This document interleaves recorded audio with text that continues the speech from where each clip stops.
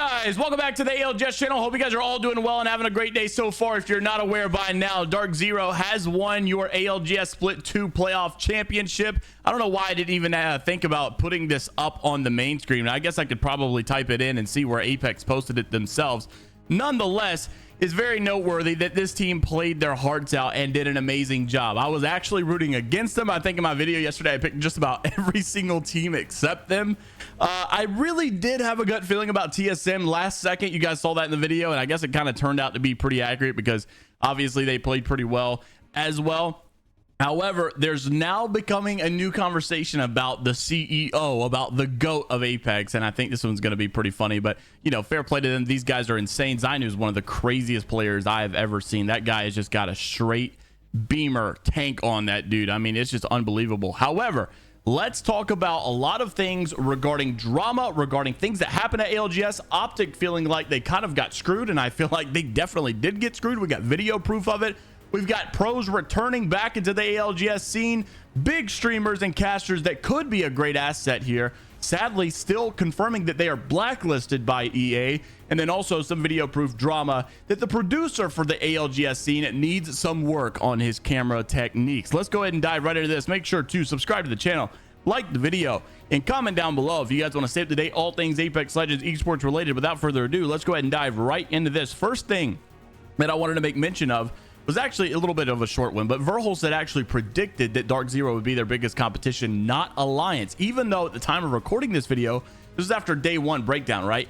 Verhulst had actually, you know, saw what Alliance was doing, and despite that, still said that Dark Zero was the team to look out for. I thought it was interesting. It just kind of goes to show you how these competitors view each other and look at each other. Also thought it was interesting that despite, you know, the people that did not scrim NRG, they did still make it to the grand finals, which I thought was interesting. You can see reps though saying, you know, just barely squeaked by. But Sweet Dreams also had a lot to say. I mean, all weekend long we saw him saying how the developers have, committed war crimes, for what they have done over to the POI staging. But, nonetheless, NRG played good enough to get there, but they're not playing like a top team that really anyone is worried about or scared of or anything like that. And that's the NRG I'm used to seeing. Not saying that it's not impressive to get to the grand finals with no scrims, but it is still not where you want to be, if that makes sense. Obviously, you want to be placing in the top 5 to some degree, and that's the NRG that we know. I think that's the NRG that we could have saw if there was a little bit more of the scrimmages that they were taking. I don't know, just interested to see what you guys have to say about that. Also wanted to mention OpTic Gaming screwed over sideways, backwards, upside down. This is one of the worst things I have ever seen inside of a competitive environment tournament. Now, this is actually pretty comparable to what we saw last year in the ALGS actually World Championship for year 2. You guys remember that the servers were crashing? Certain teams were crashing out of the game and sadly not allowed to get back in the game. Some teams were not crashing and getting free KP on the teams that did crash. They didn't even give a proper restart to those teams that crashed. It was so bad the way it was all going down. And it was so embarrassing that there was no fix for it. There was no reset for it. There was nothing that you could do. And it was just so annoying to see all of this stuff goes down. And you could actually argue that Dark Zero's, whole game could have turned out to be a little bit different because Dark Zero did win this game, if I'm not mistaken. This is the end game where I think they went into a 3v3 against Oxygen on Storm Point. So OpTic was actually still alive here. 9 squads remaining. You can see it was round 4, so it was very intense. You got to be on top of your game as far as rotations go. This is what happened. Aprizi had actually posted this clip. Dropped game, it literally freezes, and he asks for help and nobody gives him help, and they tell him that they can't do anything about it, and he has to just basically forfeit the map even though he did nothing wrong. It's just so aggravating how bad some of these things are. Roll the clip. An enemy out there. Can they pause the game or something? They're up there. I have to bet. My PC is frozen. Can they pause the game?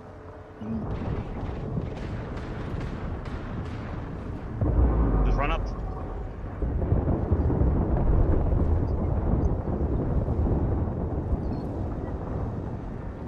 They might get pushed. We can probably just rat here.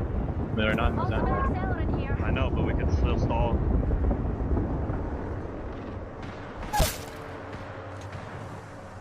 Yeah, they're holding.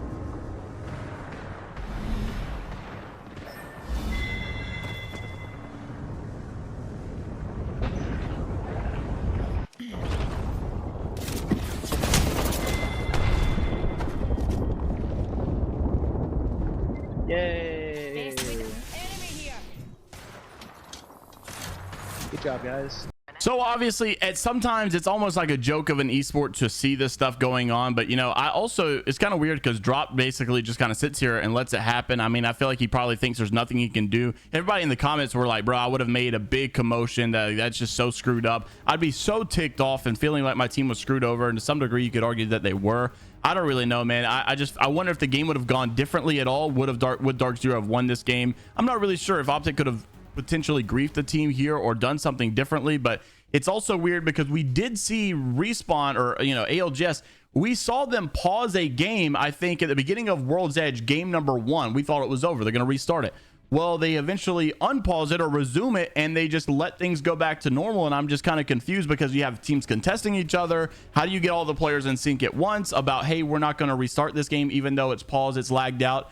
You know, it's just so weird the way that some of these things are ran. And I really wish that they would maybe have a little bit more clear direction or be a little bit more prepared for things like this if it does happen, or maybe use that pause feature, or you don't even know if they have a pause feature. It seemed like they were pausing games and unpausing games. I don't really know if they were actually doing that, or if it was just basically the server like coming back on and they just say, oh, you know, go back to playing and act like nothing happened. So interested to see what you guys have to say about that. Also wanted to mention Apex Pro has decided to join back. Jake Lucky also basically chimed in here saying bittersweet moment here. His Watson announced his retirement, and Mande has announced that he is returning back to Apex Legends esports. You can see after watching this LAN, I've come to the conclusion that I want to play comp again.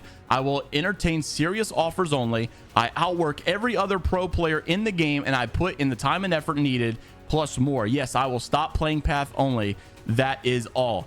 Thanks. It's going to be interesting to see him back into the limelight, considering he also did pretty well with Alliance last time he played as a substitute. So it's, you know, it's going to be insane to see. I'm really excited to see people come back. I am also sad to see people go. So it's just, you know, unfortunate, but also fortunate at the same time. We'll see how things pan out in the future. Also wanted to mention that Daltouche has been another player. This is where we get into more of the producer drama. So there's been a lot of viral tweets, a lot of viral posts, a lot of people flaming the casters or this and that about the production team and ALGS panning off of cameras and stuff. And I showed you guys in yesterday's video how ALGS had actually basically like took an NRG clip that was going on. They were about to win the game. It was a very important game. NRG wins the game, and it wasn't even shown on camera for the most part because they decided to switch to a pan of the player's perspective of like their actual players, like human bodies, I guess, like a little pan shot of NRG while they were shooting, while they were fighting. And it's like, who's making the call to do this? There's a lot of viral posts going around about it, and Daltouche even said, I would do anything to be able to compete or cast professionally. You guys know Daltouche has an amazing like watch party, or you know, he dresses up really nice, and you know, a lot of people love the entertainment there for Daltouche. It's a shame that they hate the kid, and I'll explain that in just a second. Going to land sparks the passion. Glad you felt it too, Daddy, talking about Mande. So Daltouche obviously showing that he wants to be back in this, also showing that he wants to do more of casting. So Zach actually tries to chime in here and help him out, tweeting at some casters and stuff, and Daltouche basically saying what's understood doesn't need to be explained, broski. So it just seems like he's confirming that he is blacklisted by EA. Why would he be blacklisted? Well, if you guys were not familiar, you know, if you've not been around for a while, a couple of years ago, Daltouche got, quote, canceled-ish, you know, for a joke that he made on stream, and it went too far. Basically, the joke was too much. Daltouche came out and apologized repetitively over it, tried to do a little bit more of education on betterment of himself. And you could argue that he's done that. He's, you know, been a lot. Well, I'm trying to just kind of be careful here with what I'm saying. Daltouche obviously got himself in some trouble. He got himself out of some trouble, and he thought that maybe things are good now. But sadly, right after that happened, that whole ordeal, Nick Merckx basically said that he wanted Daltouche to be able to like do something with this tournament that Nick Merckx was running, and EA specifically told Nick Merckx that Daltouche was not allowed to be involved in this at all, you know, kind of deeming he was blacklisted. Well, still, after I think 2 years after all of this, Daltouche is still confirmed to be blacklisted because he's still not allowed to go do anything officially with their tournaments. And you could argue that they might not even hate the kid like he, you know, suggests here. They might just be looking out for their own brand and, you know, basically saying this is too much of a risk. We don't want to take that risk. So let's just not even, you know, like entertain the thought or idea at all. So that is a little bit more of confirmation. You could argue, though, they definitely need some help with some production line stuff, because this is where things got a little out hand, like I guess a little crazy. It got a little out of hand. We showed like you know, it's not just one clip, right? Producers like doing the wrong thing, showing the wrong clips. We have countless instances of this happening. And this was even my perspective on our watch party yesterday. If you guys missed it, you missed a suit and tie special. It was amazing. But these are the type of clips that were happening nonstop. Roll the clip. As round 4 is closing, and there's going to be so many eyes on them here. This is really rough. But they got an evac tower. They have interesting. X are going to call an evac here. The ALGS is going to try and deny teams from being might get beamed though. And destroy that. Why are we watching Exa and things are good and they're getting? Why did the cameraman take it off? As well. OpTic Gaming though. Why were we watching Exa take a evac? They get into a fight. They're getting knocked, a full squad wipe, and we just took the camera off of it. Why? Why is this happening? TSM, you're gonna have to keep moving. So obviously people were frustrated, but we'll move on from that. I mean, you could argue that, you know, maybe they should just, by the way, I just want to point out there, it's not the casters' fault. The casters are doing an amazing job. The devs doing an amazing job. Those guys are doing a phenomenal job, and they really, it's kind of sad because they're the ones talking. They don't deserve the hate because people think it's the casters that are doing the camera stuff, switching the camera stuff. You could hear countless times throughout the weekend casters saying, hey, I know we're watching this, but we want to see this, or can we see this? Like, you can kind of see that they were getting a little frustrated too, but they're not able to really vocalize it too much because obviously they're on the same team at the end of the day. I just wish that whoever's calling the production stuff of the cameras, they need a little bit of help. They need a little bit of training. They need to know what they're doing. Lastly, just as we wrap the video up, we've got 2 conversations that we need to make mention of here. Who is still the CEO? Who is still the GOAT? We've got updated prize earnings amount and who is still the #1. Also, we've got some drama between some others as well. So Vicky Kitty, one of the casters, actually posted it. She's going to be playing competitively now, which I think is really cool. So she's basically saying, you know, she was going to be looking for a team now. She gets involved in a lot of these things as well inside of the Twitter argument. So she's been super involved, like Fallout, which I really like. So shout out to Vicky Kitty for doing so. Now, Vicky Kitty also posted that Dark Zero winning another LAN officially makes Zero the best IGL. Little bit of a hot topic there, and best macro player within competitive Apex. 3 out of 4 LAN wins, with Zero being the common factor in each of those wins. Insane match point power up team. I love competitive Apex so much. TSM fans coming for me. Like I said, Hal was bad, thinking Poland preseason and X Games count, which Dark Zero was at neither of those. Out of the main lands, Sweden, Raleigh, and double London lands, Zero has won Sweden, Raleigh champs, and now one of the London lands as well. 3 out of the 4 lands. Imperial Hal also said he literally got 13th at split 1 while we got 1st and 2nd. Fair point to, you know, Hal for saying that. His Watson also said, I think Philip's a little bit jealous. Hal said people are just dumb, always discrediting our early achievements because of blah, blah, blah. His Watson says, don't worry, bro. I don't care if you're washed up. I still think you're a great guy. And Hal hitting it with a little bit of a crazy one.